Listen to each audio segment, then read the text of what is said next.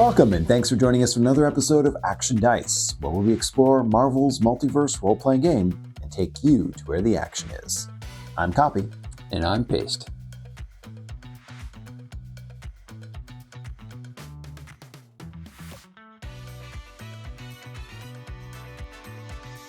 I am so excited for this encounter as we're finally playing Marvel's first family, the Fantastic Four, as they blast off into a cosmic encounter with one of their oldest foes. For those not familiar with the Fantastic Four, allow us to introduce Reed Richards, genius inventor and master of stretching the boundaries of science itself.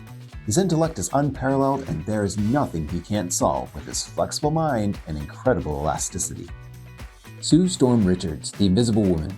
With powers that reach beyond simply becoming unseen, she can summon force fields to protect her friends, and her cool-headed compassion helps strengthen her bonds that keep her family together. Johnny Storm, the Human Torch. Hotter, faster, and more unpredictable than the other members of his team, this lighthearted prankster is a natural hothead, but will always be there to light the way for his adventurous family. Ben Grimm, the ever-loyal Thing. His brute strength is legendary, but he's more than just muscle. While his visage is that of a rock-like monster, this blue-eyed thing is all heart. For this encounter, the Fantastic Four will have to track down and rescue the crew of a damaged spacecraft, where they'll discover that not everything is as it seems. And with that, let's roll some dice. Ready? Set. Action.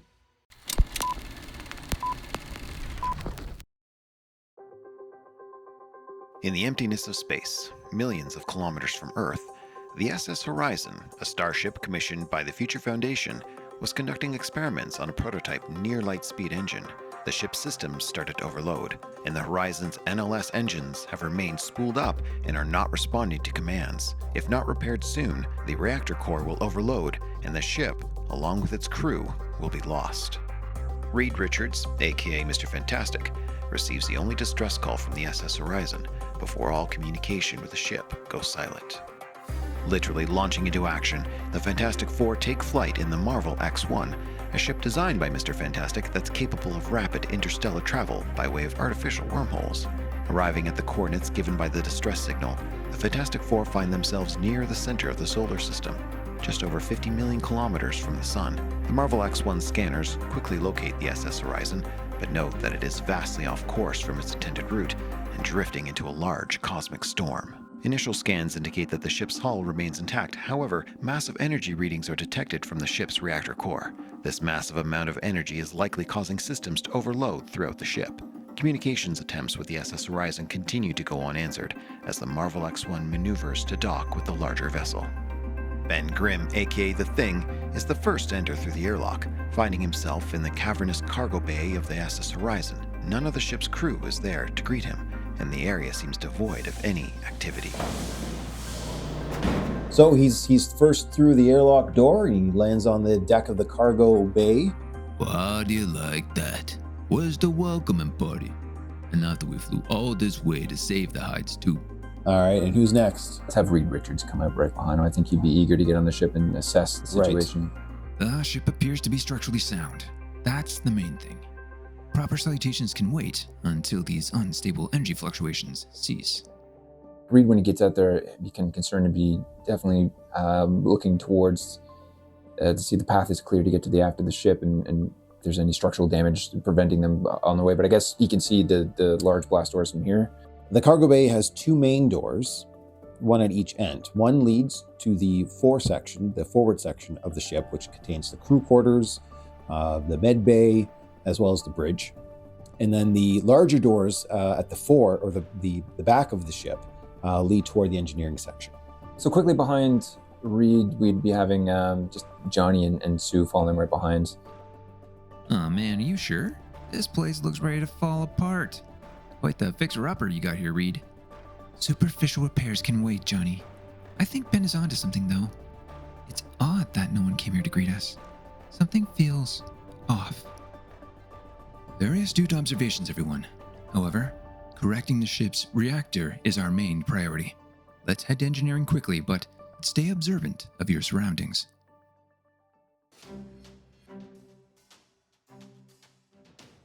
So they're on the decks of the ship. They recognize that they have the schematics of the ship. Essentially, Reed's pretty familiar with the outline of the SS Horizon, so he'll know essentially which way towards engineering. But the room is essentially yours to explore. So as we're making our way to that large blast door towards the engine room, we're going to be surveying the room. Sure.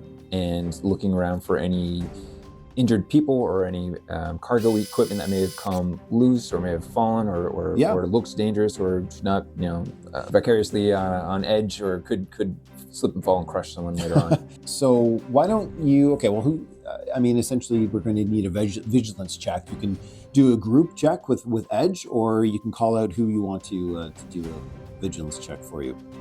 Based on stats here, I think Sue has the best vigilance. Reed may have been too hyper-focused on trying to get the task done and heading right there.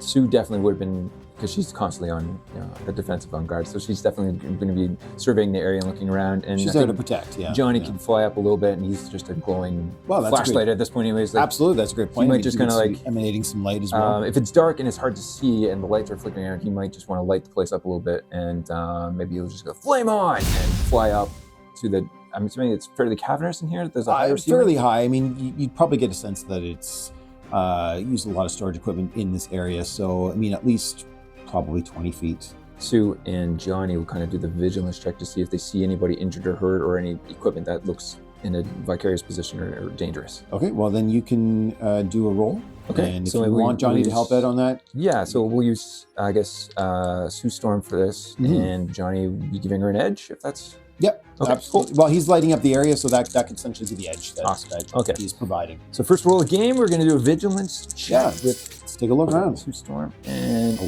it's pretty darn good. I would say. So a Marvel and the Marvel die, adding it together, we got a 16 plus another 5, so 21. If we do need to roll an edge, well, let's just go for the Ultra Fantastic, shall we? Go, so close. But we didn't increase it to like elite. That is very impressive. With Johnny assisting in the lighting of the area, it does provide some pretty good illumination from him, and she definitely gets a sense of just about everything that's going on in the area. Some of the containers, essentially directly across from where they are right now, seems to have been not so much sort of moved, but sort of dragged into place. Like there's definitely an indication that perhaps one of the canisters or containers was sort of not so much knocked there, but dragged there in place there. In fact, one of the containers that look fairly sealed, one of them is slightly ajar.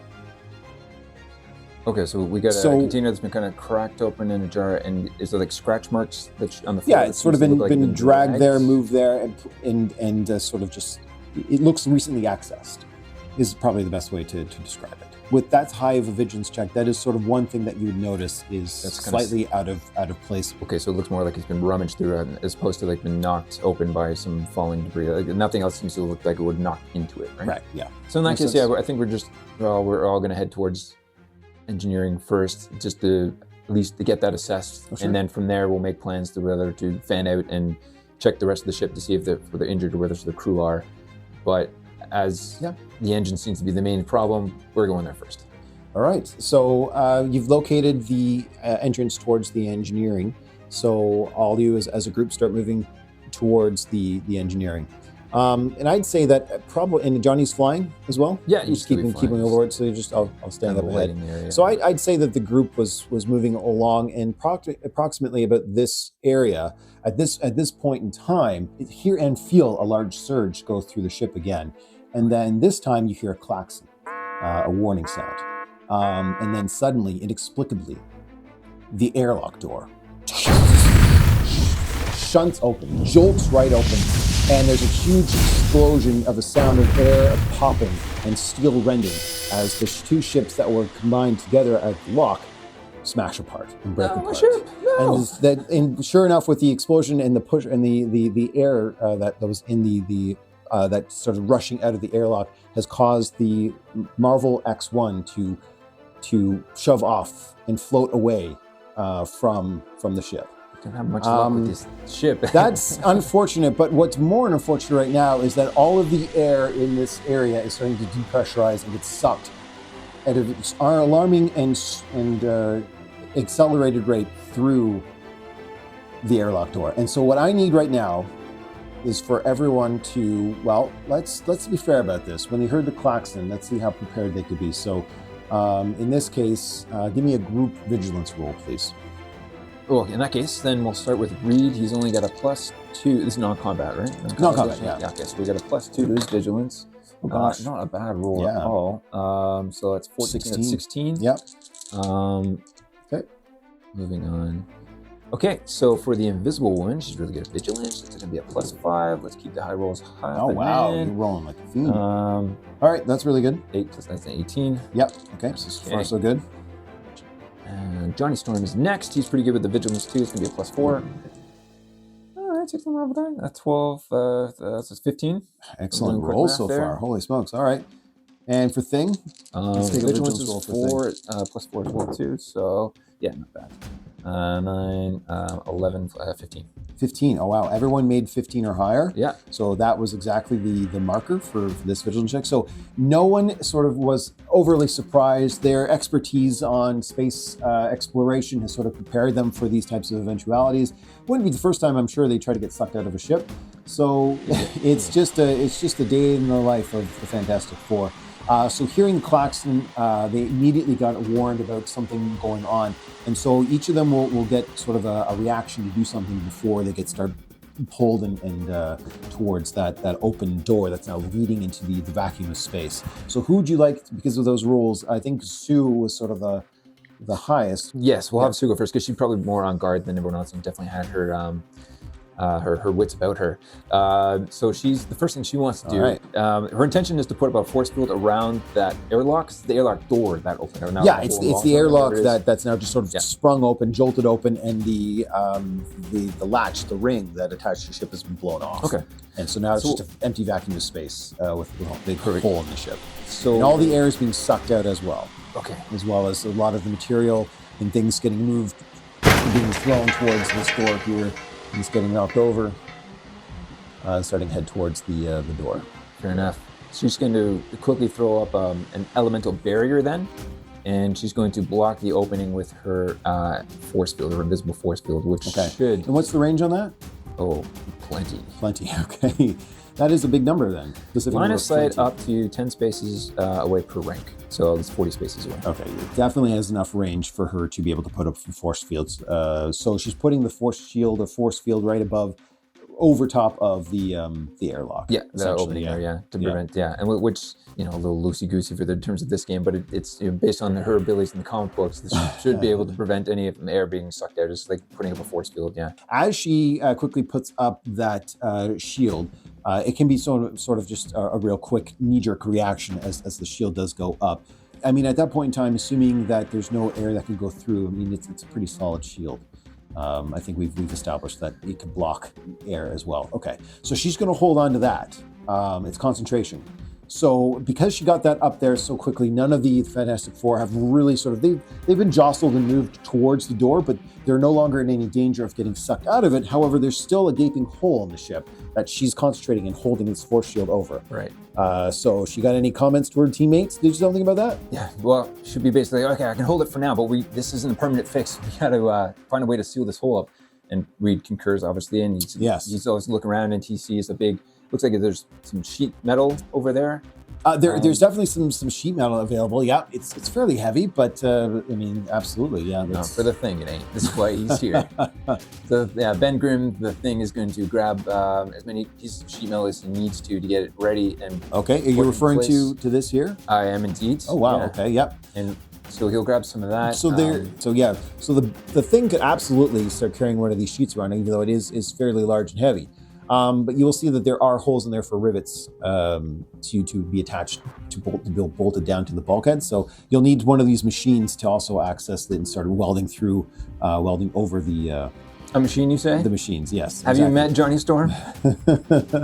Johnny Storm is the welding machine I need. All right, so we're gonna we'll even kind of like melt the metal around those holes a little bit to kind of seal them up as best you can, and maybe we can layer a few of those sheets on.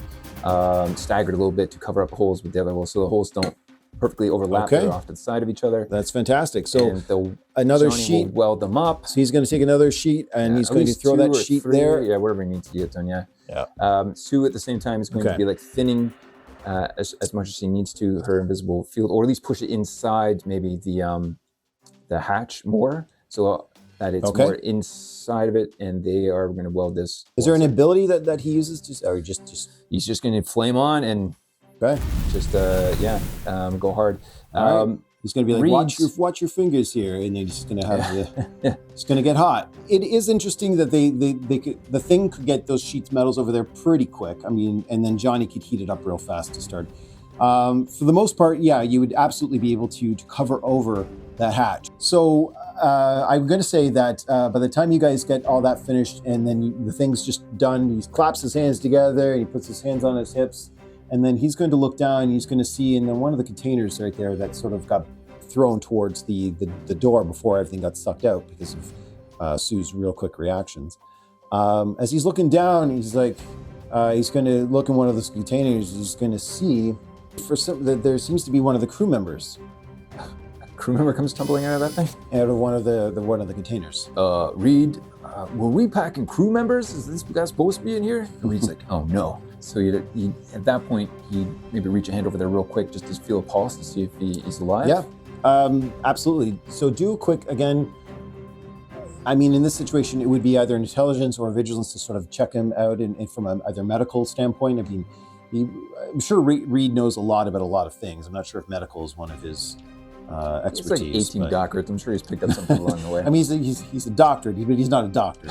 So it's going to be up to you whether you want to use a logic check or a vigilance check. Okay. Logic check's going to be a bit higher than a vigilance. A logic check. He's got a plus 11 to these checks, but I don't see anything that would actually help him with a medical check, so we're just going to keep it at a plus 11. Yeah. Oh, well. Still pretty decent. 6 on the Marvel, so that is 21. 21. I mean, yeah, essentially without having a medical degree, Reed is quite aware that this guy's been roughed up. I mean, it's very obvious. He's got a bruise over his eye, been unceremoniously thrown into this canister. But what's more troubling is that he's starting to see that this person, the crew member that's in the canister there, the crew member that's in the container, is alive, but very rough, and seems to be writhing in some sort of unconscious agony as you can see sort of green veins sort of or some sort of like infection, it seems to sort of like be spreading through his neck and in his chest area. Also with that investigation, you do notice that he does seem to be more of an engineer type crew member, but in the overalls as well, sort of embroidered on his is a name embroidered on the overalls there. It says O'Leary. You'll notice that he doesn't seem to have much on him. Like normally they would have access cards or key cards and things like that, but those appear to be missing. He is alive, but seems to be barely hanging on and seems to be struggling to do with this. He's gasping. He's definitely in a rough shape. You are familiar with the fact that there is a medical bay on this ship.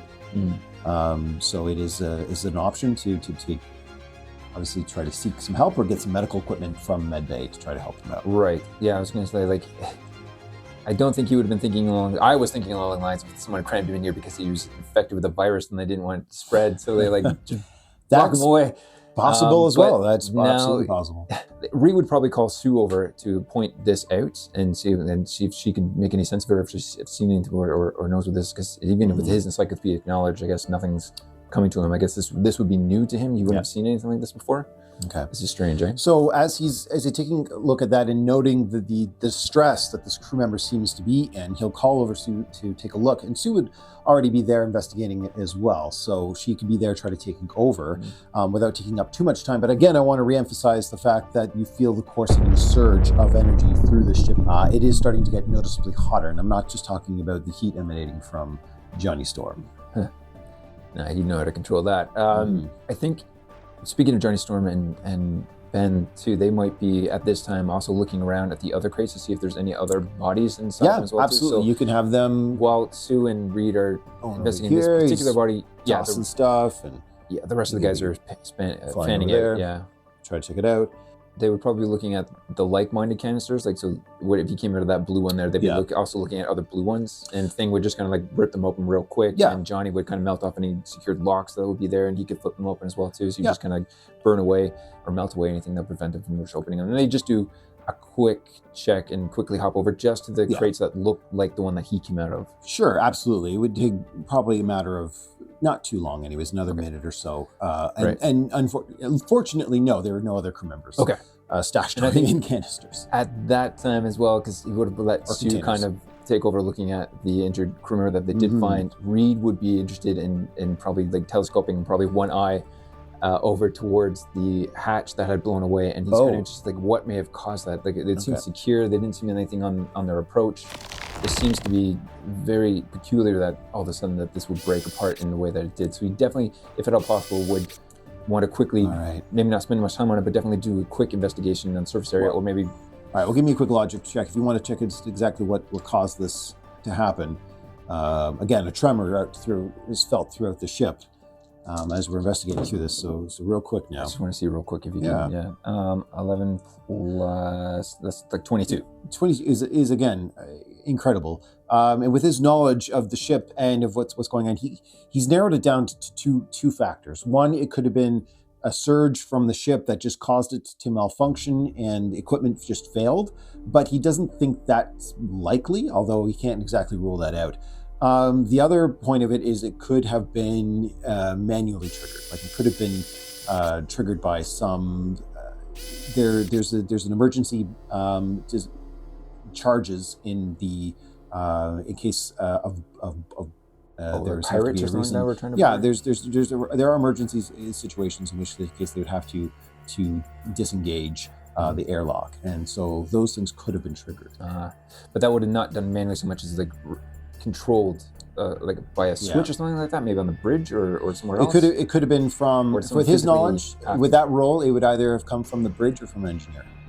Oh, interesting. It could have been controlled from either one of those places. All right. So, having all that done, and I guess the Thing and Johnny reporting back, I didn't see anybody else. Yeah, Sue would report back to the crew saying that the crew member that they found here, O'Leary, is in quite bad shape, and he doesn't definitely need a medical attention. It's curious that he was left here or put here, so we're on guard about that. And Reed would also be reporting back that it's possible that this could have been manually or purposely. It could have been sabotage. Could have been sabotage. So we're it could have been malfunction. It could be malfunction.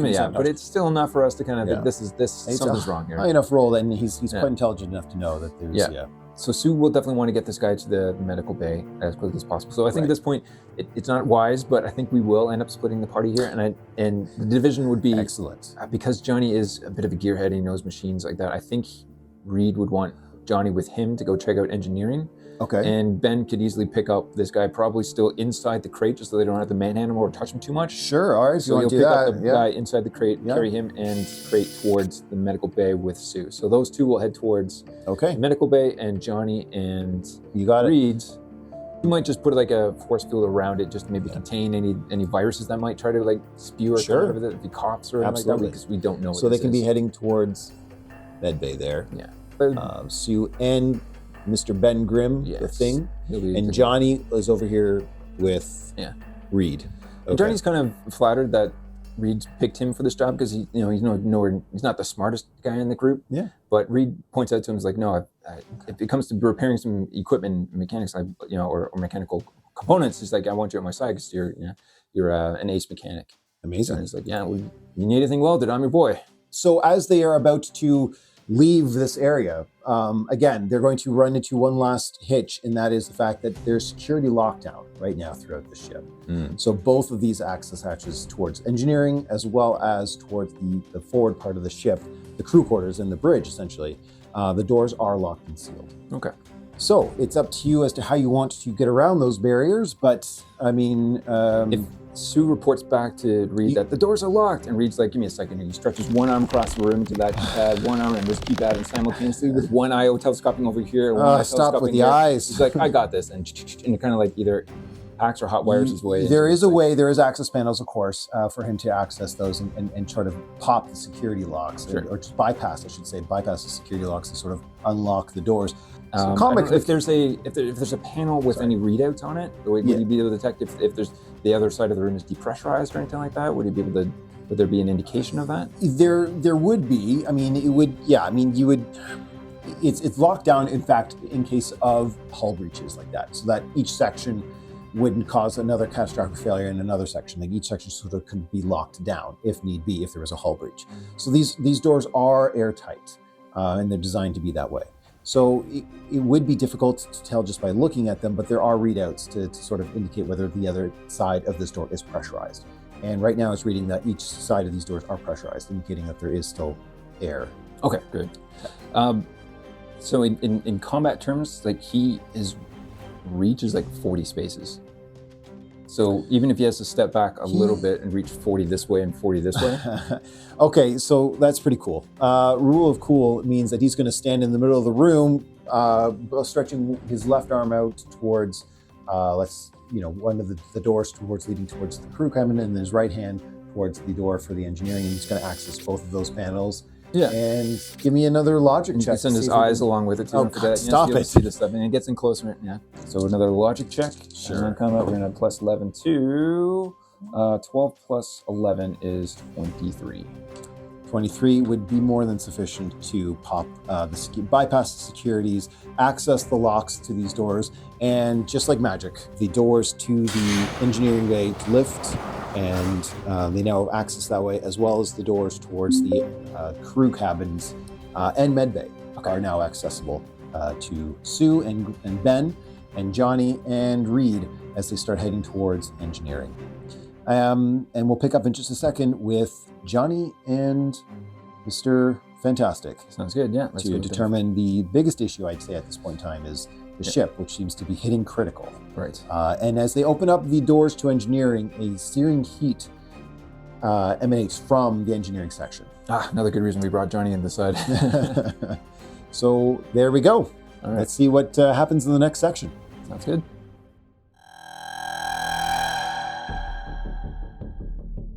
The engineering room is a mechanical workshop filled with pipes, conduits, coils, monitors, bulkheads, and steel gangways that grant access to higher levels within the area.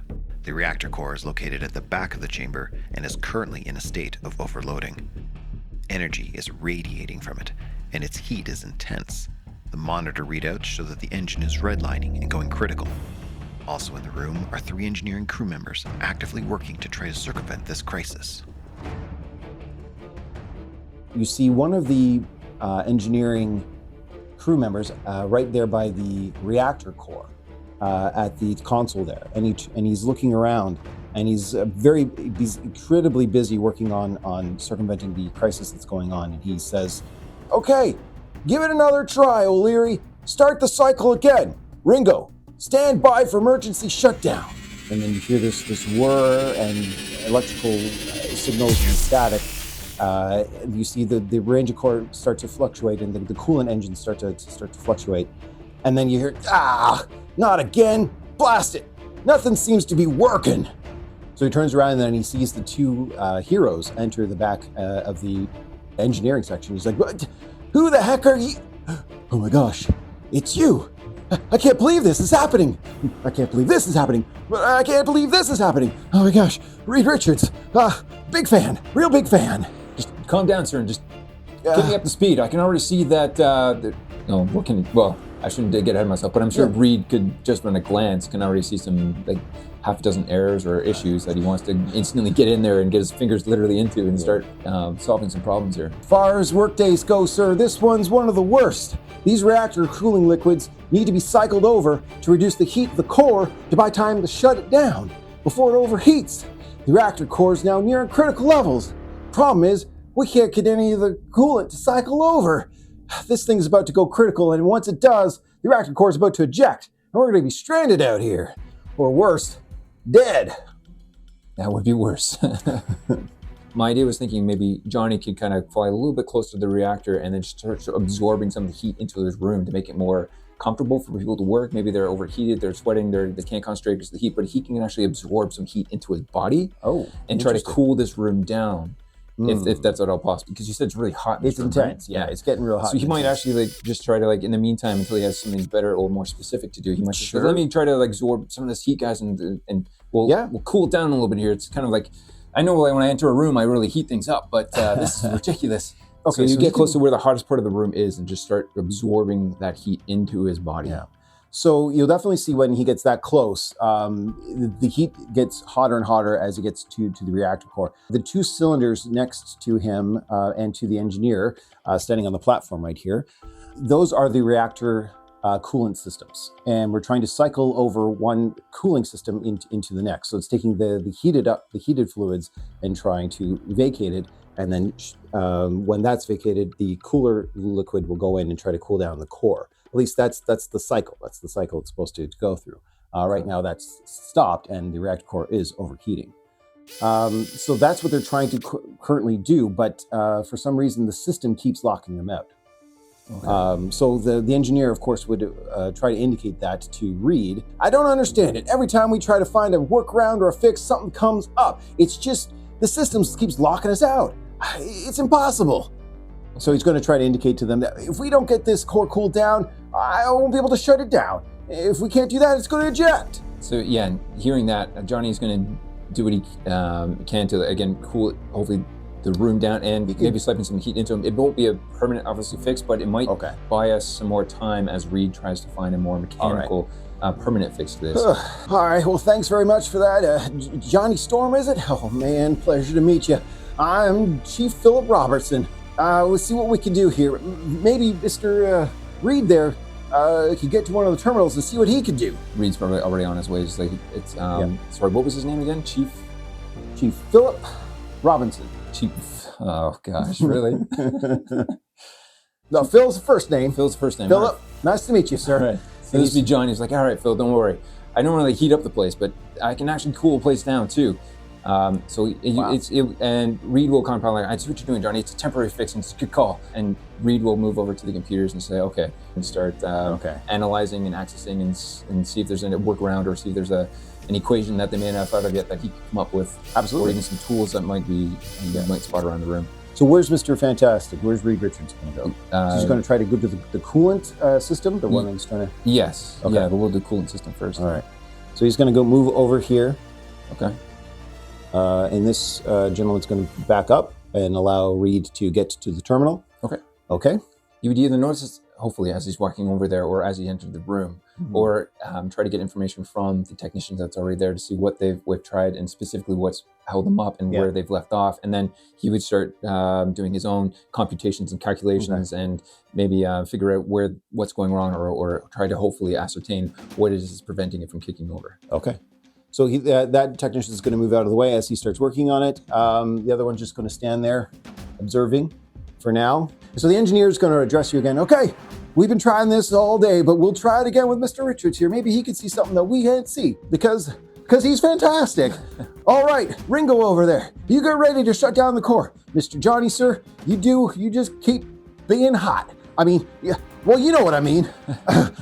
Could we maybe do something with Johnny first? Like some sort of check for Johnny to just try to absorb the heat as he can. Maybe take the heat out of the room, the heat out of the engine, and aid for one to get a little bit of so people aren't overheating and maybe have cooler heads will prevail. Okay. As well as maybe buying a few extra precious seconds and hopefully giving Reed some more time to cycle this. We'll roll resilience.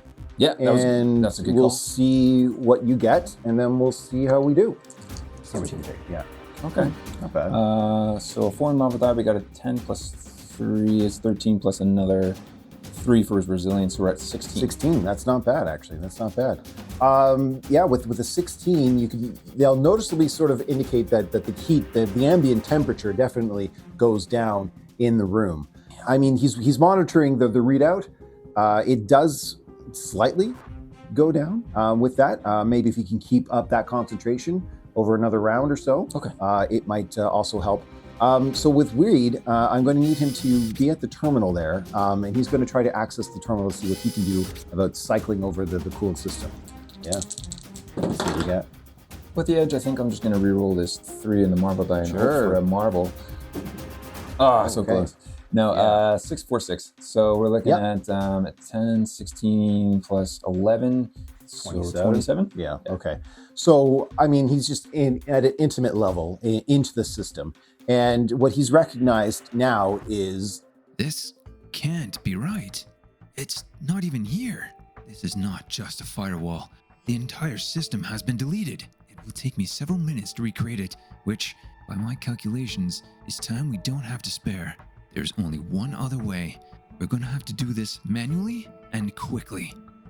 he goes into the system, and you can see some valves, just sort of there's terminals that sort of just pop open on top of each of the reactor core, beside the reactor core, and these large manual valves open up, or access to these valves can be opened up. Okay. So instead of doing the electronic system, he's accessed the manual system.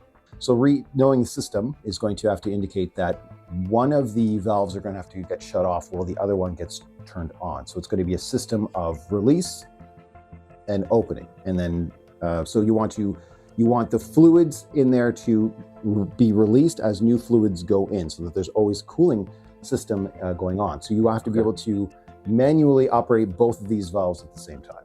Okay. So this is something that Johnny can fly over to and. Well, he's going to have to, absolutely. It's getting hotter and hotter over there, and anyone that's going to be able to holding on to those valves is going to take some damage because of the heat. That's what I mean.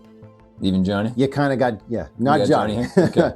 Not Johnny. I was going to say, okay, cool. But cool. Again, this is going to be a two-man system, so who's going to get assigned the job? Then Johnny is the one that's going to be activating the valve in the tower there, and I guess in sequence with Reed on the console. Is that what I'm getting? No, another valve on the other coolant system. So you're going to have one hero here and one hero on the other system, and they're going to simultaneously start rotating one valve, and then to open up the fluid to go in, and then the other valve to release the fluid that's in there, so that you're releasing the overheated fluid and pouring in the cooling fluid. Okay. We're running out of time, guys. Whatever you're about to do it quick. So you're saying if Reed will have to operate the other one, but if he touches with his hand, it's going to be hot. He could, it'll be hot. So is there some tools around here that he could use instead of him physically touching him, that he could grab some tools off that? Is there a workbench in here or something that we can grab? Absolutely. There's definitely all sorts of tools. And in fact, that they're dealing with reactor cores, there are, there are gloves. They're thermal gloves. Yeah, absolutely. They're over by the workbench there, but shouldn't be a problem. Yeah. So Reed will be moving over to just stretching over to the workbench and grabbing the tools and gloves he might need, and then kind of reach his arms up to where the other valve would be at the top there, and as Johnny flies up on the opposite side. Okay, so we'll get Reed would kind of be keeping his distance as much as he can. I mean, it's a bit cooler as the farther he stands back. And then again, hopefully Johnny at the same time is still kind of cooling the room down by absorbing as much heat as he can, making hopefully these valves a little less hot. So one more time, gloves and the tools. Absolutely. One more time, give me a Constitution roll for Johnny. For Johnny, well, let's see here. That's a little bit lower than I wanted it to be. Okay. Plus 3 for resilience, so we're at 12. 12, yeah. He's still absorbing some of the ambient heat in the room, and he's making it cooler so that they can actually do their job without fear of fainting or passing out due to the heat, which is going to be a concern very, very shortly. You can definitely tell that the chief engineer there, being as close as he is sweating profusely and could very well be close to collapse at this point in time. If he sees that, he'd be telling him, "Don't worry, we got this. You step back, get backwards. It's cooler." No, I got to be here by the release valve. As soon as this thing gets cool, I'm gonna shut it down. So in order to start releasing those valves, overly difficult, but we're just going to need to simultaneously roll a strength check for both of them. I want you to roll one for Reed and one for Johnny, if those are the ones controlling the valves. Okay. And I want to see how close you can get these strength checks together. So that'll be sort of giving us the timing of who's we want to try to control it. And since they work together as a team, they can talk together, they can use help teammate, and you can use an edge to reroll some of your dice. Try to get as close to numbers as you can. Okay, but then Reed will kind of count this down with Johnny real quick. He says, "Yeah, Johnny, on my count," and so I'll roll Reed Reed first. Okay. Initially. This is for strength, non-combat, melee, non-combat. So he's got those gloves on. He's got his tools, the levers up there. Absolutely. He just stretches out there to get to the valve. Yeah. So that's a 10, 13 plus 2. So we're at target number 15 right now. Nice. So we got a 15. So let's see. Johnny, I think his non-combat He's really good with those melee tools is there. the He's able to really get a good leverage on the valve, and he's easily turning it, but he's hoping to keep it in pace with Johnny here. Oh, it's pretty close. So that is an 11, 12, 13, 14, 15. Both 15? Both are 15. Now that's teamwork. That is fantastic. So yeah, it's completely in simultaneous sequence, as if they've been working together for years. Both of them turn the valve in perfect synchronicity that the coolant manually starts vacating from the reactor core, but the new coolant is getting in there and starting to cool it down. Okay. You did it! I can't believe it! This is fantastic! Pun intended, I guess. We don't do it any other way. And then he's looking at his terminal there. And as he's doing so, he's like, what? I can't believe this, not again. And then he's just going to look back at Reed and he says, I'm still locked out. We got to shut this thing down. And then he turns to hit a manual sequence. He says, on both of those terminals there's going to be 2 key switches. You got to flip them off at the same time. And so what he's done is he's sort of activated the manual shutdown sequence for both of those terminals. He can't shut it down himself at this terminal. It's gone too critical. But if you can Reed, is this something that Reed could just, so he can do it simultaneously? He just has to flick the switch. Why doesn't not? Need to time it out. Like I mean, because he could just stretch his arms both over there from the middle where he is right now and kind of flick both switches. There is just one more thing as the chief turns around to tell Mr. Fantastic about how to operate the switch, is that unfortunately the crew that he called O'Leary, remember that he called O'Leary? At the beginning there, steps forward that Mr. Fantastic may have now just realized looks exactly like the person they found in the canister. Oh no.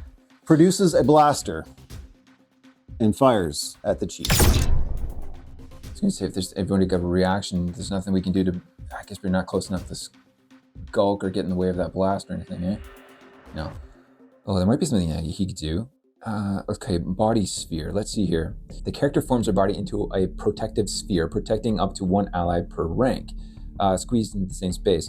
Those inside the sphere gain health reduction 3 against outside attacks. So I'm wondering if you could just quickly envelop the chief protectively in like a sphere of his body. He's just going to try to wrap him around and kind of like try to block or take a shot himself. So you're using reaction body sphere. And yes. So does that mean he moves over there, or is his body just sort of... I see it kind of like a slinky effect. First he'll stretch, elongate himself out over and wrap himself, and then his feet will kind of like follow after. He's kind of like enveloped and wrapped around. Okay. So the chief. Okay. It's a reaction that's going to cost me 15 focus. So so let's do that, and we'll just sort of bring him over here. Maybe sort of they meet sort of in the middle there. Yeah. Great. So I did roll a 3 on the Marvel, and so it's 14 to hit. So that will hit, but because it's damage reduction 3, the damage that's going to go through is only 4 points of damage. So great. Excellent. Fantastic. Yeah, way to go. So the chief will take about 4 points of damage. So while he do envelop him and protect him, the bolt sort of just steers off and goes off his shoulder there. He drops one of his data pads there to the ground. And so he's slightly injured, but he's way better off than he would have been if Reed hadn't imposed there and reacted. So yeah, at this point we see the engineer O'Leary with his blaster, and suddenly his form changes into... Right. So we've got Skrull on the ship. We've got Skrull on the ship. Well, at least one that you know of. Yeah, well, like cockroaches, but there's one, there's others.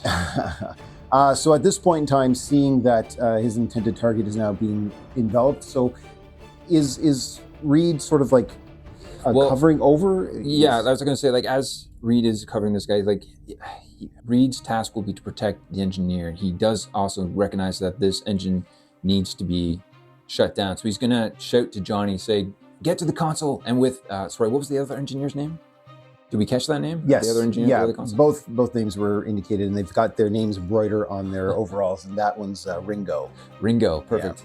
Reed would tell Johnny to get over to the other console, and with Ringo, in sequence, shut down or activate the toggles of the switches to shut down the engine. Am I getting that right? Great. There are two key switches that need to be ignition switches that need to be turned simultaneously to shut down the reactor core. That's the goal right now. Yes. Shut it down, let it cool, and then restart. Perfect. And the reason why I'm emphasizing that is because Reed, when he has a problem to solve, he's single-minded focused. So like, even though there's still a scroll on the ship, he still wants to get this task solved first before he moves on to taking that scroll. Right now, he's kind of working defensively and also trying to solve this one. I'll leave it up to Johnny as to how he wants to react to the situation, seeing that there's now a scroll there. Yeah. Now the scroll is still pointing the blaster, if not at the engineer, may start taking shots at either Reed, Johnny himself, or possibly even Ringo down there. If you're having trouble deciding what Johnny would do in this situation, you could definitely do an ego check and to see if Reed's words carried weight. So I was going to say, like, if Reed can make like an ego check based on his kind of persuading, something that his words might cut through Johnny's more impassioned and fiery, hot-headed response. Because that's as much as I'd want to get this task done, because I'm more on Reed's side. I know it's not exactly how Johnny might react. So well, that's interesting. I'm letting the dice kind of help me dictate. I know it's absolutely. Let's give a roll. Let's give a roll. We'll see what we get for sure. Oh wow. Well, that's probably the most persuasive Reed has ever been. We got a Marvel and the Marvel die, a 5 and a 6. Wow. So that's numbers. Yeah, those are with those numbers. Just the Marvel itself. You could definitely tell that the task at hand to save the ship, they're probably is fired up, literally as Johnny would be. He'd recognize that there's still time to deal with the Skrull, but maybe less time to deal with the ship. And so for once, he's decided to listen to Reed's boring instructions about doing the task before taking care of a potential threat. Johnny will probably be giving that scroll definitely the stink eye as he's flying over there and just like, you're on my hit list next, bud, but we gotta save everyone on board first before I take it out on you. So Johnny's going to take his movement and he's going to go over to this terminal here. Yeah. He's going to look at Ringo. Yeah, the other engineer, Ringo, and he's going to be like, count of 4. I'd have to say that if you're going to get this to work with Ringo, you're going to have to do an ego check to persuade him to get in sync with and see if you can get it done. So instead of doing an agility or a strength check, in this one I'm going to ask you to do an ego check. For our coordination. To coordinate this with to Ringo and get him to cooperate with Johnny, because he doesn't necessarily see Johnny as a coworker, definitely sort of as someone to pay attention to, but for some reason his demeanor seems a little demure, seems a little he's not reacting to the crisis as one would kind of expect someone to. So as Johnny's over there and doing this, I'm going to say that it probably hasn't gotten around to the Skrull's turn yet, but he's definitely turning his blaster. Yeah, so he's probably going to start sidestepping back here, maybe start shooting at the terminal. So he's going to start looking at, he's not doing it yet because it's not his turn, but he's just going to start blasting away at this terminal. So he's aiming his weapon towards the terminal? So he's going to start aiming the weapon at the So we may only have one shot at this, we're indicating here? Time's running out? Okay, so you said ego check to get Ringo over there to cooperate with you and see how well you can do it. So the higher the ego check, the better the chance. All right, here we go. Ego's not too bad for Johnny. He's got a +7. Oh wow, amazing. The roll wasn't amazing. Not overly. So what's the total number? 15. 16 is 15. Yeah. 15's pretty darn good. With a 15, he's looking at Ringo. Ringo is just sort of going through the motions. He'll put his hand on the key ignition there. So, like, what does Johnny say? Yeah, so Johnny would be like, okay, Ringo, you with me? On the count of 4. 1, 2, 3, 4. On 4 or is it after 4? Anyways, it's on 4. We're the Fantastic Four. I do things with 4s. Come on, man. Okay, so then at the same time, with the roll of 15, it was close, but at the same time, they were able to trigger it. So you'll notice that with both of those going off, so multiple things happened at the same time. The power and the surges and the trembling that you felt through the ship immediately seemed to stop. Lights go out. Emergency lights sort of are the only lights that are now functioning. The engine core has now stopped. all of the heat immediately starts to cool in the room.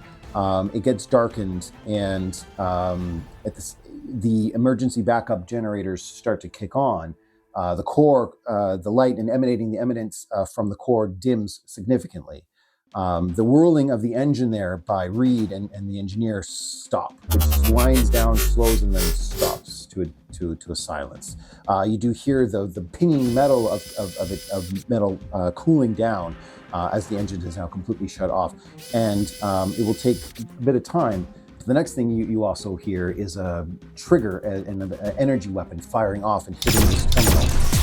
And then as the lights flicker, you also hear the pitter-patter of feet moving towards the exit. Yeah, so the terminal that Johnny was using is blasted, and so the sparks and all that stuff, even though the power to it, let's just say the emergency backup power would still be charging it, but his terminal has now gone dead, and smoke starts to rise from it. But you do, of course, hear the Skrull trying to make his escape behind there. That would probably bring us back to Mr. Fantastic. If the main task at hand has been completed and the room's getting cool at this point now that it's stopped, the engine core has... He checks to make sure that the chief engineer is in good condition. He's just got a little bit of shoulder wound there. So now his singular focus is now on the Skrull and stopping him from escaping. Interesting. Okay. So I wonder if he could just kind of reach over to the console that's on the door and close and secure and quickly punch in a code to lock that door down, or do we lose power to these doors and consoles? No, I mean, there is emergency power. So things like that would be run under emergency power, not so much the reactor, but like the battery and solar that the ship has stored. Okay. So there's definitely power to the console, yes. Then shutting down the reactor wouldn't have completely shut down everything. So the consoles still have power, and the essential life support systems, such as the gravity systems and the the air and the air scrubbers and all that sort of stuff, as well as doors. There's still access to Great. those. Because what I want him to do is move over as much as he can, as 10 spaces, and kind of reach the rest of the way, get to that console on the door, close and secure, encrypt and lock that door to keep the Skrull from exiting at least. Yeah, well, he could definitely lock it down. Whether he could spend the time to encrypt it that quickly is interesting. Depending on how well your friggin' logic. I mean, might as well just give it to you. We'll see how well you roll, anyways. And we could probably give you an edge to it. Okay, to kind of get into closer to the middle of the room or closer to that door. Yeah, do you want it spaces or whatever, and then just there? reach the rest of the way. Yeah, and just kind of do what he needs to do. You can absolutely reach from here for sure. Yeah. So if he wants to do that. All right. 6 on the Marvel die and adding 9 more to that. 15 so that's a 15 plus 11. 26. I'm doing my math real quick. Yeah, 26 is pretty damn impressive. I mean, it's definitely locked down. It's definitely going to, if his intention was to lock it, and he wants to keep this Skrull trapped in here with us. Oh, if for all intents and purposes that door is locked, and right now it's up to Reed whether who enters and who leaves. So that's his movement and his action. I think that's all he can do for right now. Yeah. So the engineer is going to be sort of like. You did it! You shut down the core, and he's going to start moving to get away from this, and probably just get to the terminal and see what he can do just to make sure that the engine is shut off and starting fully. He's like, it's going to be at least 30 minutes or so to get this thing back up and running again. Ringo is just going to be standing there, he's like, yep, everything's fine. And it's an odd reaction for Ringo to have over there. It is. Johnny, what's he want to do? He can be hot-headed. So he's Johnny? going to, He's the coolest cat in this place. Maybe he wants to try to shoot the blaster out of his hand. Now, is it just a basic agility attack, or do I get to choose what kind of attack that is? Because ranged attack, a ranged or melee, it's up to you. Oh, so it's not like a power that has a ranged attack. It's about, if I was to use the elemental blast, the one that has an edge, but aim that blast at the weapon to kind of counteract. Sure. Having trouble with that? Yeah. Sorry, if you want to spend the focus to do that, you can absolutely do that. Yeah. Yeah, cool. If you're cool with that. And so you will have an edge, but the trouble will negate it, so it'll just be a straight roll. So I'll spend. I'm not going to pump too much into that. I'm just going to do a 5 focus base minimum on that one, and then we'll do an energy blast targeting the weapon specifically. Okay. And it will just be a straight roll because the edge will cancel out the trouble. Yeah. Awesome. Not bad. 5 on the Marvel die, but only a 3. So that's 5, 6, 7, 8. Yikes. 8 plus 4. 12. 12. His agility defense, and I believe it's against his agility defense, is a 14. So unfortunately, that does miss. Reed got his turn came around again, so he'd have his reaction back. So could he help teammates? He hasn't used his reaction, so technically, yes, he could. Yeah, Okay. if you want to do help teammate, you can do one of those so we're dice. gonna reroll this one. So Reed will Sure. burn his reaction to help. Johnny says, maybe Yeah, so his Reed reaction can just actually sort of- like just kind of like reach one of his arms right there and just kind of like try to distract and kind of like wrap around or coil around or just sort Kind of of hold wrapping the around a little arm. bit. Not so much to grab him, but just enough to keep it a little bit steadier for a shot. Yeah. So that will help. Yeah, thanks for that. That will help him. Well, let's see if it works. We'll have a 6. Change that 1 to a 6. Yeah, well, So Yeah, that that's should be a gonna lot hit this better. time. Yeah, cool. If the attack succeeds, the target drops what they're holding Yeah. to an On a adjacent marvel, they would space. destroy On a it. fantastic success, the object can be destroyed. Yeah. Okay. Cool. All right. So Very it cool. succeeds, so he drops So it. he's dropped his weapon. Does Johnny want to do something about that? Yeah, he'll fly over to put himself between the scroll and the door. Okay, And is he just be picking right up next to him? the weapon I as he think does so? It would cost an action to pick it up. So in these sort of situations, I don't think Yeah. they can knock the gun out of the weapon and pick it up. But Yeah, it's so he's kinda going to weird. basically just stand on top of it and like superheat it while he's there, and maybe like hopefully heat up the weapon so it'll be too hot to touch. I mean, As he's kind of standing on top of the space or next to it. yeah. So it would fall to an adjacent space, and we'd probably say would land right about there. So yeah, Johnny could definitely get there, and if he wants to just sort of be in the way of the weapon. All right, so it's going to be the Skrull's turn. Quickly recognizing that Reed has now locked him out through the main entrance there, or exit, and that his weapon he's been now disarmed, and the Human Torch is now standing over top of and heating up the weapon. He's looking at his options, and he's definitely recognizing that he's for most people, for most species, he'd be stuck. He'd be a little bit worried, but he's a Skrull. He's a warrior. He knows how to get out of tight situations, pretty much exactly. So he's going to then glance up and take a look at the scaffolding and the vents, and see that there is like an air vent over above the door, certainly within reach. So he's going to use his Skrull stretch ability to sort of stilt and climb up towards the vent that's up over the door, essentially, just sort of up and away. So he'll be able to reach that, and with using his flexible bones ability within the game, he's going to try to escape, essentially. And with his flexibility, he's going to have a double edge on this. So what I'm going to say So he can is tort his way through the vents and to get, try to get in there. And... toward his way through the vents and try to get out of this room, and sort of away from these two heroes. So for this, I'm going to say essentially that he's going to have a target number to try to escape. Target number, let's say 15, because that seems to be a general number that we've been hitting all day. So Okay. let's go for 15. He'll roll it. He'll get a double edge. If he can roll it, he will essentially escape, more or less. And if he doesn't, he's just going to get stuck and essentially be considered captured at this point. So let's do a public roll and see what we get. All right, so this is for the Skrull to try to escape. Okay. Wow.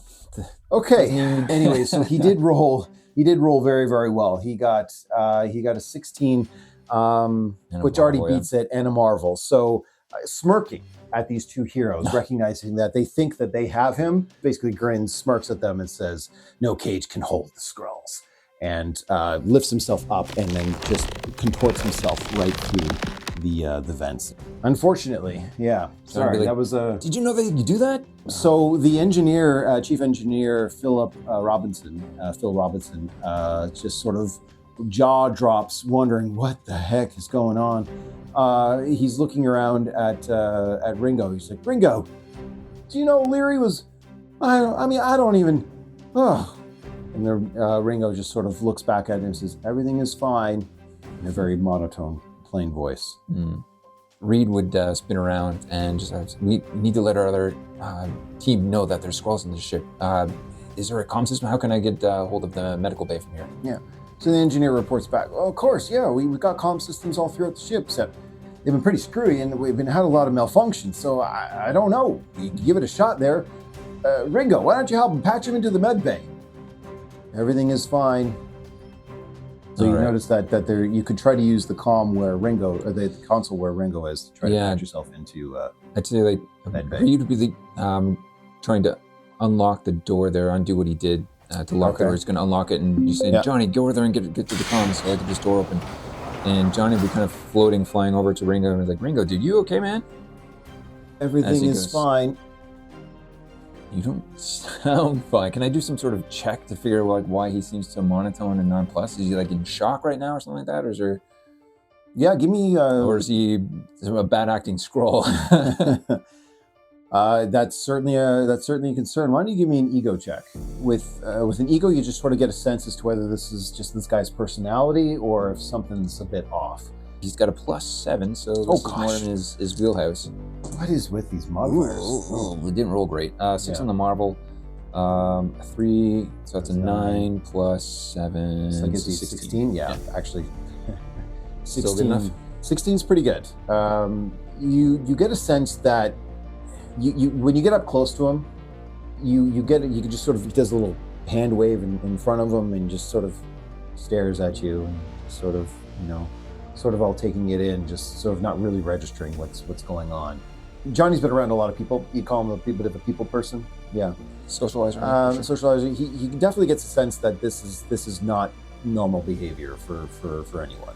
Like especially someone that's going to be involved in engineering on a starship. He just gets a sense that something's just not registering. Something's just not there. So, he's not like this is in shock or heat stroke or anything like that. This seems to be that he's not. Yeah, I mean, it could be somewhere along those lines. Someone like hypnotized, or you could be. Yeah, I would give you that he those are among the top suspicions, that it's either heat stroke or there's some sort of neuro cognitive inhibitor going on, or maybe a case of hypnosis situation where he just sort of is not reacting to what is going on around him. He's just not registering essentially what's going on. He's just going. But we're not worried that he's a scroll, or are we getting scroll vibes? Is a vibe check? Well, he hasn't. I mean, there's no real. He hasn't transformed or anything. Can you try pulling one of his ears to see if it stretches or turns green? You could absolutely try that if you want. All right, but probably part of the ego check. He's just kind of like doing. Sorry about that. Just checking. No, so nothing. Rudimentary checks to see if he's scroll or not. There's no change, but he's definitely. He's kind of over his shoulder. Reed, we got this guy acting strange over here, and then you'd hit the button to calm his. To get to medbay. If it hasn't been pointed out to him, hopefully it's obvious maybe on this console what to do, because I don't think Ringo's actually been responding. No, Ringo's not responding to that. He's not reacting in any aggressive way. He's just sort of backing up and letting Johnny just do whatever he wants at the console. He is at this point in time. Console, he'll figure it out himself. He's a bit of a gearhead, and maybe so if he gets through to the medbay, he'd just be like, Sue, Ben, if you can hear this, we got Skrulls on the ship. Be cautious. Pull on their ears. Apparently that seems to work. If they don't stretch, they're not Skrull. You have no idea if it went through or not, but you hear.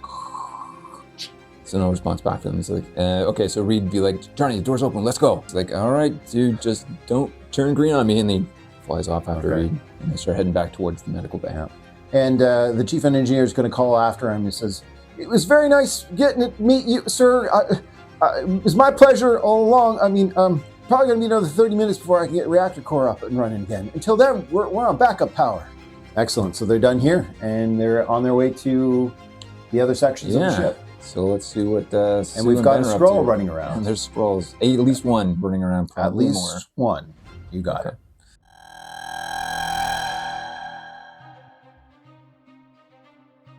As Ben and Sue pass through the access hatch to the crew quarters, they enter a long hallway with multiple doors on either side and ends at an elevator.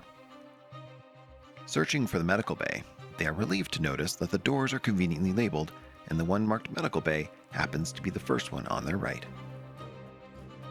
Still carrying the injured crew member inside the crate they discovered him in the cargo bay moments ago, they try to access the medical bay door, but find it locked down tight. Ben, quickly, this way. What? Oh, come on. They locked out the med bay. Heh, good for us then, that I got the keys right here. It's clobbering time!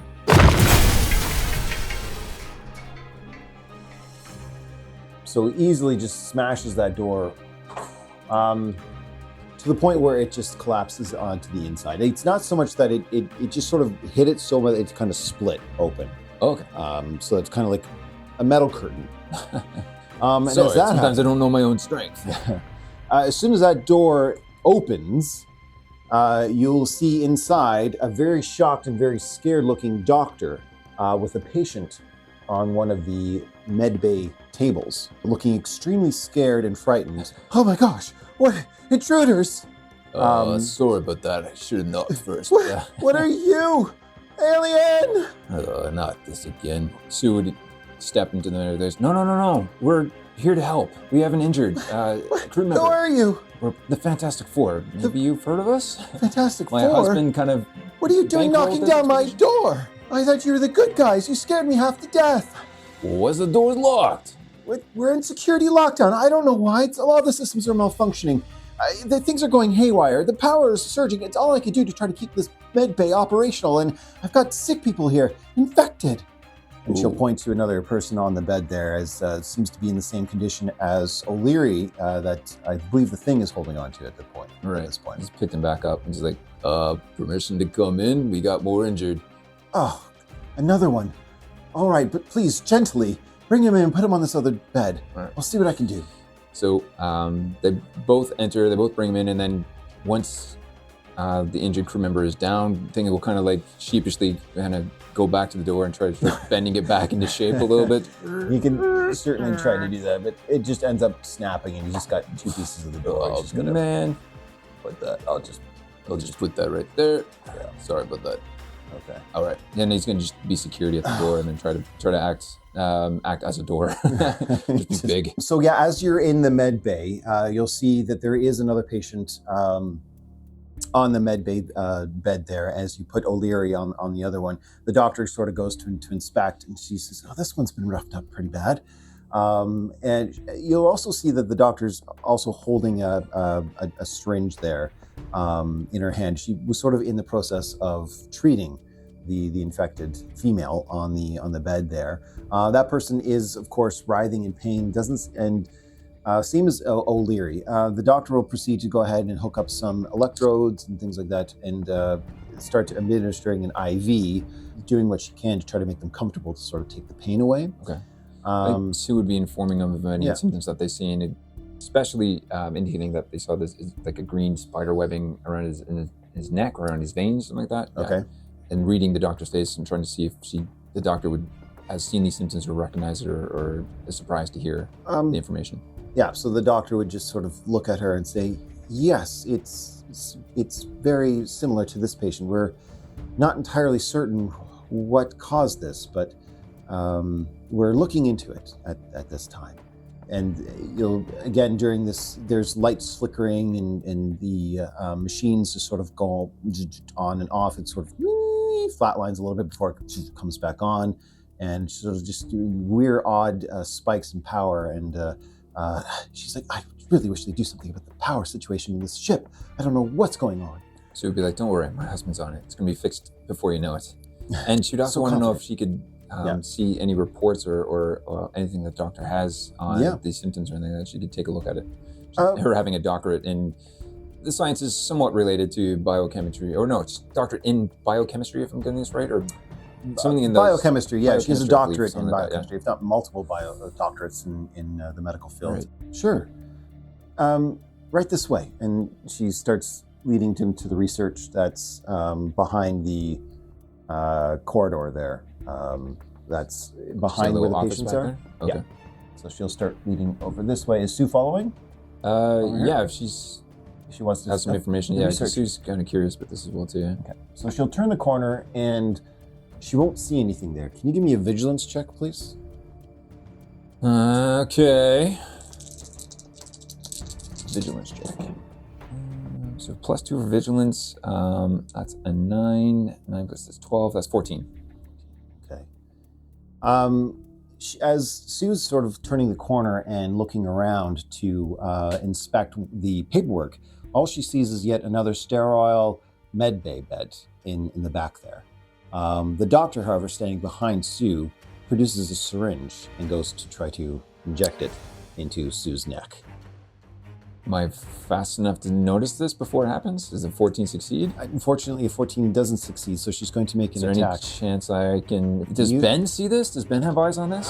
Yeah, I don't think she would try to pull this stunt with Ben in view. She's sort of realizing there's nothing back there. Right. She quickly produces a syringe and tries to go for the neck. So the vigilance was checked to see if she was going to notice the attack. It's sort of like a surprise situation. Okay, melee, right? Yeah. It's 12. Oh gosh. I don't think that's going to hit. So I rolled a 3 on the Marvel, a 1 and a 3. So we're at 7 plus... It's only a 9. So this doctor tries to go and as Sue's back sort of turns around, she lunges towards Sue for the vulnerable neck with the syringe to try to inject her. But unfortunately goes wide and misses, and sort of her forearm just sort of bounces off. Yeah, Sue could just kind of puts a blocker in. What the? Yeah. Ben! And then immediately she elongates in sort of a way where she just tries to sidestep and start moving out. Elongated steps sort of takes it up over the patient and over this way. So her legs are stretching in here a little bit. She's kind of like more or less a weird kind of stilty leg, kind of like stilty weird leg sort of stretching stretch thing. Yeah, sort of. Yeah, so about this far, just about to make it out because he had to go up and over that way, so just about out the door there, right past it. So after making a failed attack against Sue, recognizing, okay, well, it's fight or flight time, and now I got to hit the flight. It takes its long steps and tries to slink its way out of here. All right.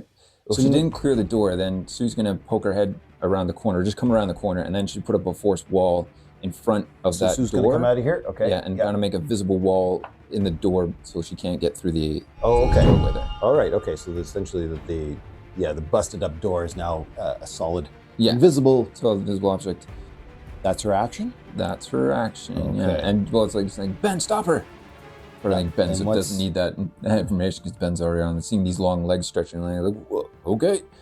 All right, and what's Ben's action to this situation? So I think Ben's going to just try to go up and just kind of grab her, not really knowing if she's a friend or foe. Just seems like to run away. Because he didn't see what happened behind that wall. No, he didn't. So he's just going to grab her. Okay, and so not really knowing if this is something to punch or knock out, but definitely something to stop. So his reaction isn't to clobber this time; it's more to capture. Yeah, just capture and contain. Yeah, Okay. so he's just going to try to do a grab. So because it's a grab, we are going to use a reaction here. May not need to. I can totally whiff it. Oh, okay. We'll see. Let's see what we do for a grab.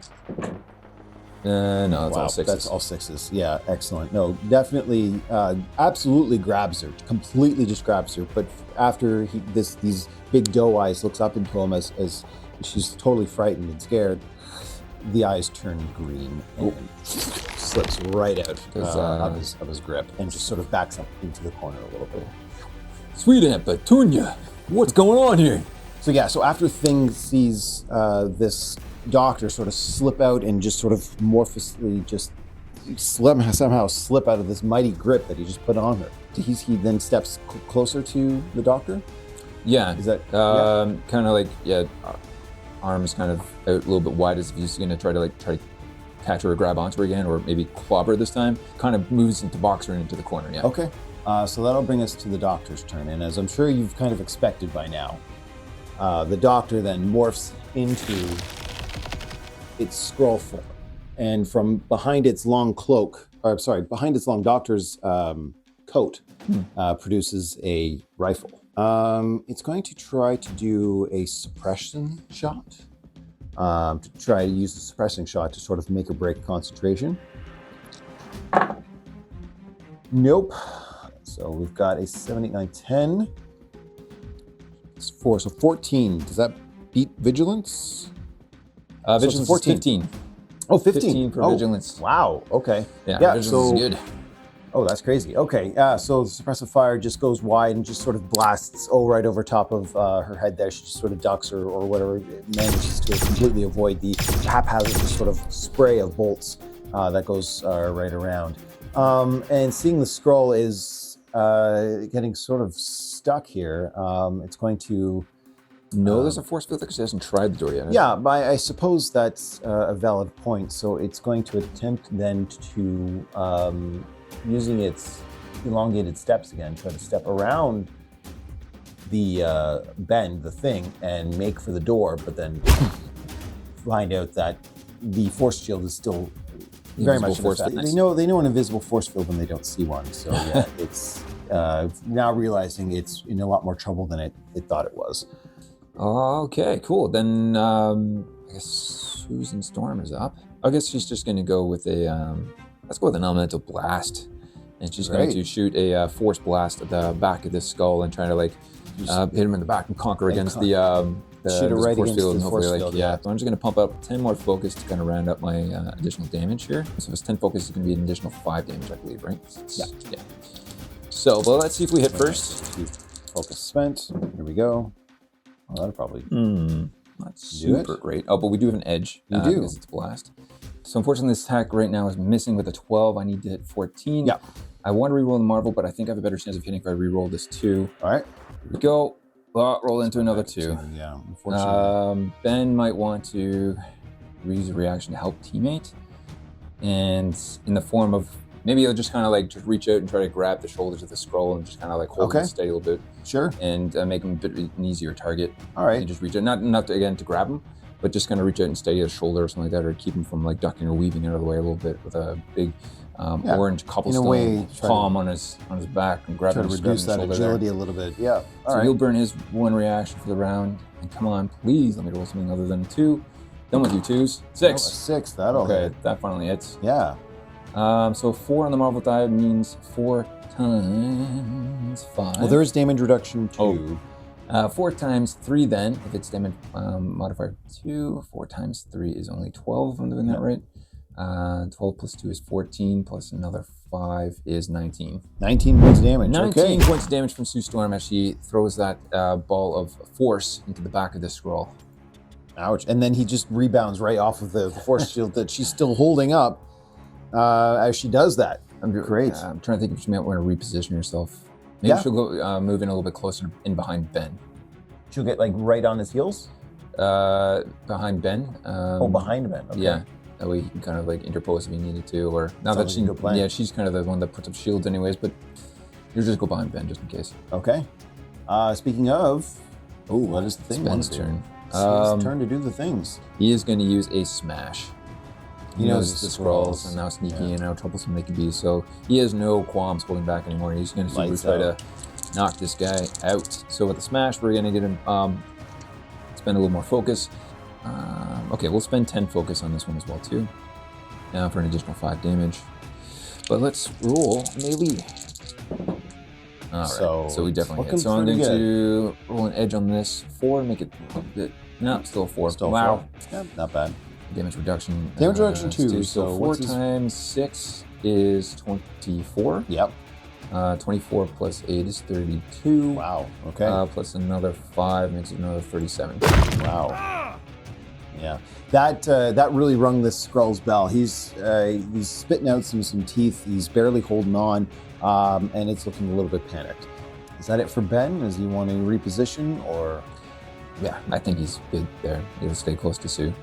Seeing that it's the Skrull's turn now, it doesn't want anything to do with these people, so it's going to take its rifle and just start blasting at the invisible shield, hoping that he can try to smash his way through it and get out of here. So it's going against her ego defense, which is ego defense. Is 16. Ego defense of 16. Okay, well here we go. All right. I believe with a total of a 5 plus 4 is a 9, so that's nowhere near. Fortunately, the shield holds. Yeah. No, I mean, he's just in a panic mode, just trying to unleash against that shield. But it's just the bullets, the rays of the plasma bolts from his rifle just end up getting absorbed right into the shield and just absolutely does nothing. Seeing that, he's going to try to backpedal a little bit and figure out maybe perhaps another way of getting out of here. So it's just going to try to back up and maybe grab a little bit of cover behind there.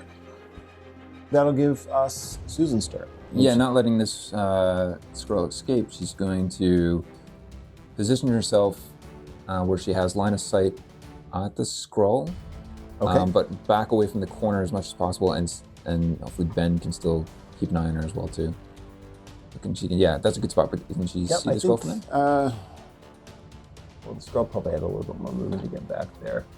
So she'll probably have to get it right here. Okay. In order to make the... So we'll do another elemental blast. So I get the edge on the attack. I'll spend another 10 focus on this one as well too. Do an additional 5 damage at the end here. Ooh, Oh, wow, I think yeah. we hit, but I only got a 3 on the Marvel. The way he's looking is pretty rough, so you recognize you don't have to do a whole heck of a lot more. Okay. We'll got the edge, so I'm gonna reroll this Marble. Yeah. 5. There you go. That's a little bit better. That's definitely it. So that's okay. So 5. Mhm. 5 times 3 is 15. 15 plus 2 is 17, plus another 5 on top of that, which would be 22. Right? 22 points of force damage. Yeah. Okay, that's more than enough to knock him back and knock him out. So yeah, he just gets walloped with that force blast and just gets thrown right back Falls, onto that medical bed. Awesome. Unconscious? Himself, completely unconscious. Awesome. Okay. Got one. Yeah, that scroll is down. Still breathing, but definitely unconscious. Yeah, she's gonna take one step closer towards the patients in the bed, and where she does that, she motions over to Ben, and tries to get Ben to keep eyes on this scroll and restrain the scroll if possible, or just knock it back down if it tries to get back up. All right. But yeah, the scroll is down for the count. Probably not up for talking since its jaw looks to be pretty broken. Yeah. But definitely unconscious there. So Sue is investigating the patients, as you said?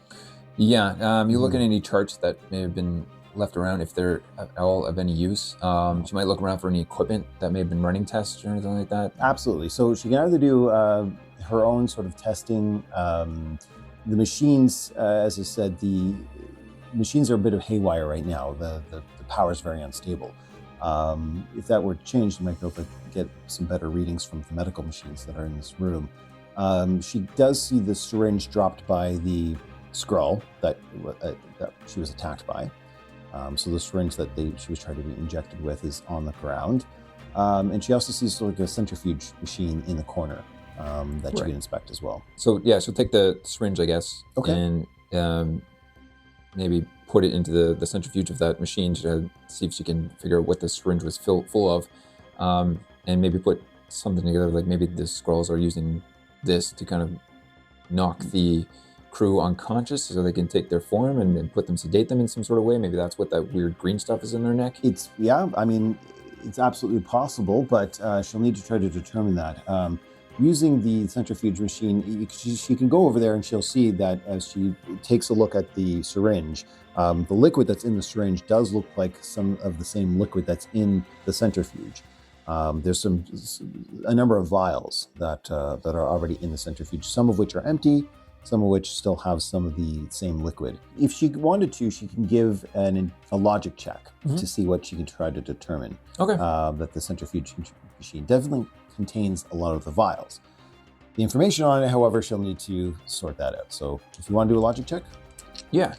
Do a logic check. I don't think I have anything in my trade, so I'll give me. And what's the thing doing as she's doing that? Is the thing now strapped down the Skrull? Is he coming out? No, he's keeping eyes on the scroll. But he'd be at the corner there, where you can keep one eye on the scroll, maybe one eye on Susie there, and to make sure she's okay, and no one else is trying to come in through the or bang on the invisible barrier that she's maintaining at the door there as well. So he's just kind of keeping visual eye on both situations here, and just kind of like curious to what Susie's up to, and like wondering if we should try to contact Reed and Johnny, let them know that we got Skrulls on board here. As she's saying that to Sue, she's focusing on her task and running the test, and she definitely agrees with him, and maybe nonchalantly says, "Yeah, we need to find some sort of communication system around here or something like that." But let me run a quick test to see if this is what's been injected inside the crew members. All right. We rolled a 8 plus 3 is 11 plus another 3 for a 14. Yeah, 14's pretty good. She's familiar with protein strands, she's familiar with DNA, she's familiar with these types of things, and what she's seeing here is not human. It is definitely not from anywhere that she would recognize from Earth. So it's definitely a alien serum. Serum, or like okay. in the vein of it being a drug? The information you can see there does sort of read out as like a DNA strand. Okay. So without any additional tests being able, or time to be able to do any tests, it's like, okay, Ben, don't let them stick you with these needles. So if the patients seem like yeah, so you can go these back to patients don't seem to be Skrull though. At this point, and there's no evidence of them changing shape or shifting as a Skrull might. But she definitely gets a sense that they're still in agony. Something's going on that's causing them some severe pain, and she's seeing some of the evidence of what may appear to be some sort of infection going through their bloodstream. Okay. So I think seeing this, and she's going to try to, with the equipment and information available, she's going to try to help these patients and try to find a cure for them or try to do something for them. But she'd say to Ben to go back and let Johnny and Reed know that we've got Skrulls on board. Okay. She'll keep their force field up, but drop it for a second to let Ben through, and then she'll put it back up again.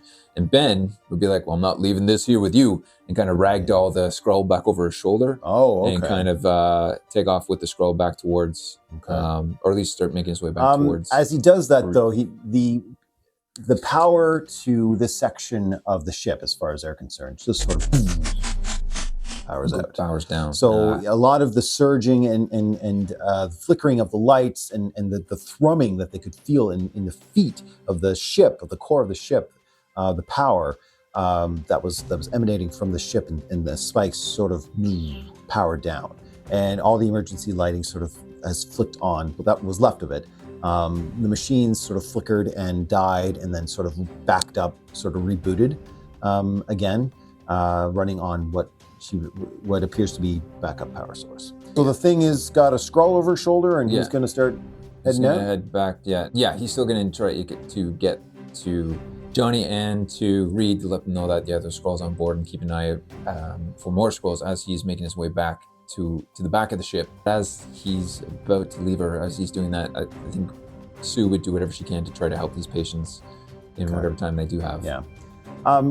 Given the resources that she can see in the room, all she can really tell is that there are some there's medications in the ship, as there normally would be.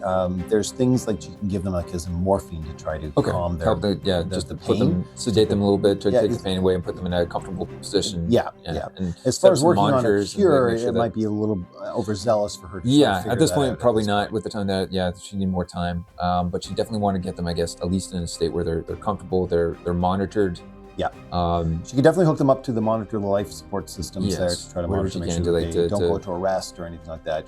Okay, so that's what we'll do, Okay, so as the thing's got an unconscious Skrull, so he throw him back over his shoulder. Doesn't want to leave him unguarded, so he's like, best take this one with me. So he goes through the door there, and he starts heading towards the exit, when all of a sudden another figure runs into him through the door.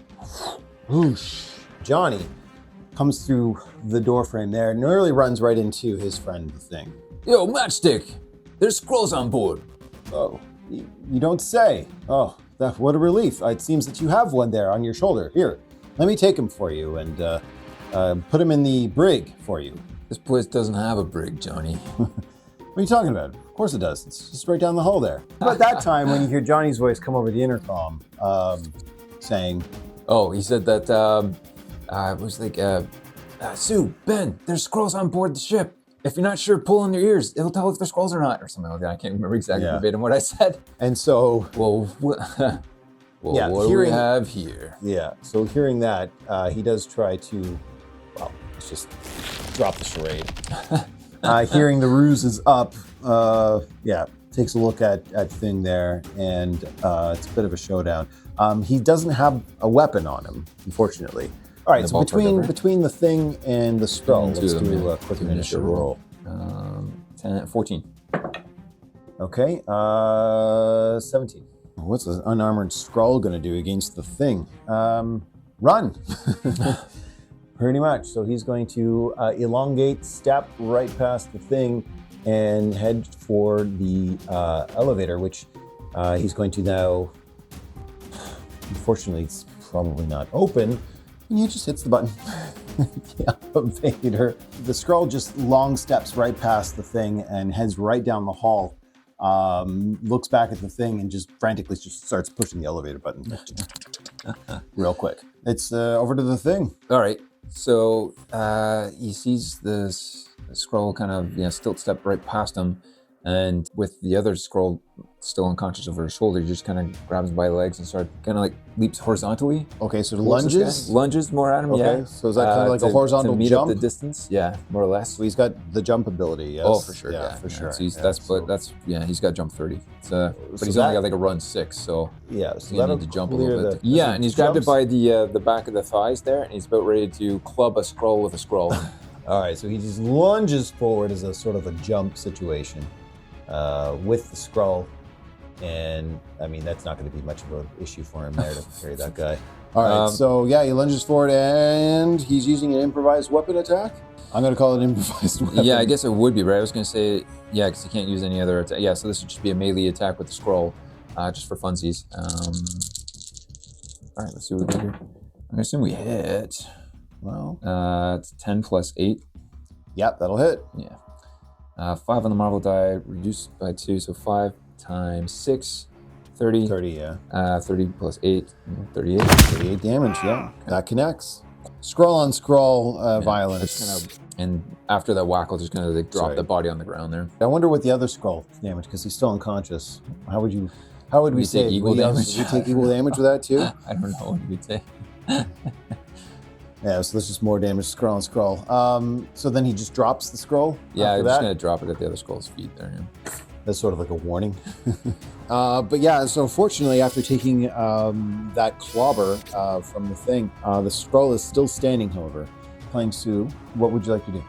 At Yeah, this she's point going to in poke time- her head at the hallway and see what the heck's happening here and see another. Yeah, she See can- two can scrolls get at this that point, far. one unconscious lying at the feet of another scroll standing beside an elevator shaft.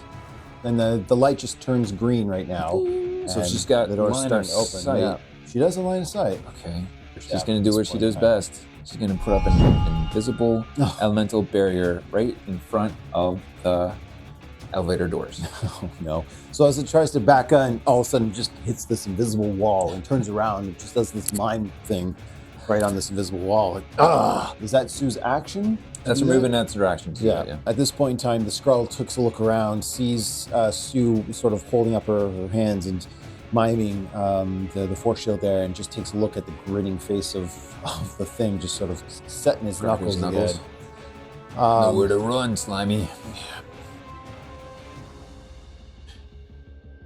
So exasperated, in pain, looking down at its comrade, unconscious on the ground, looking back longingly at the elevator shaft, like, he'll deal with you.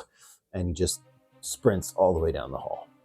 Long elongated strips, takes a double action to run out the hallway and into the cavernous area of the cargo hold. Where he sees Johnny Storm and gets nailed by a flaming blast of fire. Yeah, I mean, at that point in time, they are heading that way towards him. So he could be getting this far. Maybe we just hear at a this point in time. sound in the background. Just I mean, why not? Why not? flame on! And at that point in time, we do see the orange and red flames of Johnny bolt into the hallway, followed quickly by the elongated steps of Reed. Or is it? Well, once Johnny and Reed show up, they've interacted with Skrulls before. They know they can't emulate power. So seeing Johnny flame and fly in, they know that Johnny wouldn't be a Skrull. The average Skrull. And then, but Reed would be in another situation because they have stretchy They powers. seem to have, right? the same mimicking powers of fitness before. So yeah, and Ben would kind of be looking at Sue, and so I don't really know what Ben would ask Reed. Maybe he'd have to ask him like a science question. Hold it right there, Stretcho. If that really is you, I got a question for you. You know I can vouch for him, right? Yeah.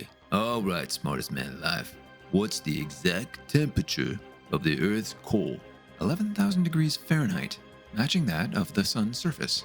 Man, you'd think I'd know if that was true or not. Is it? Well, how should I know? Benjamin. All right. It's Reed, everybody. If you boys are done playing, Reed, you should take a look at this. Sue Storm Richards begins to fill her husband in on what she has uncovered regarding the strange fluid in the syringe she was nearly stabbed with. They both deduce it would take hours to properly examine the substance with the equipment available. Though, with the information gathered, they hypothesize that it may be a pacifying agent from the Skrull homeworld. Resolving to continue this study later, they agree to move on to more pressing matters. Having seemingly solved the overloading engine crisis, the Fantastic Four now dedicate their efforts to locating the rest of the ship's crew and to see to their safety. As a team, they search the rest of the living quarters for hidden crew members or possible Skrull imposters. Sue and Reed clear the crew cabins, reviewing entry logs and footlockers, while Johnny and Ben investigate the mess hall, thoroughly digesting any evidence. Without locating any further personnel, the team quickly reconvenes in the captain's quarters. Only one section now remains unexplored: the bridge, the control center for the entire ship. Knowing it to be a trap, the team discusses the best way to go about springing it. There are no security cameras within this room. We should be free to discuss our next steps here privately. We need to retake the bridge and free the rest of the crew, but it's clearly a trap. Suggestions? I can turn us all invisible, but the only way to the bridge is via the lift. It might seem suspicious if the doors open and no one is inside to exit. You know I hate being sneaky, but I hate even more not knowing who it is that needs a good clobbering. Them Skrulls could be anyone at a crew now. Which is why we need to engage them diplomatically at first. Get them talking. See who slips up. I should be the one who goes in there first. Alone. The distress call was intended for me. I seem to be their primary target. I believe I have the best chance to get whomever is in charge up there to reveal something we can use to our advantage. Why go alone? Like Sue said, she can make the rest of us invisible. All eyes are on Reed as he exits the elevator while the rest of us sneak out afterwards and get our spy game on. Oh jeez, and me without my sneakers. Yeah, old Thundertoes here may be a problem. I can dampen the sounds of our footsteps as well. So, I guess that's the plan, such as it is? Alright then, family. Let's not keep our gracious hosts waiting. But the best laid plans are always the first casualty of war. And if there's anyone who knows about war, it's the Skrull General, known as the Super Skrull. Our confrontation is inevitable by design.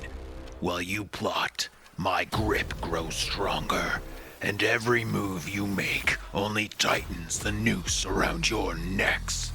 Come and watch me burn away all that you hold dear: your reputation, your integrity, and your family.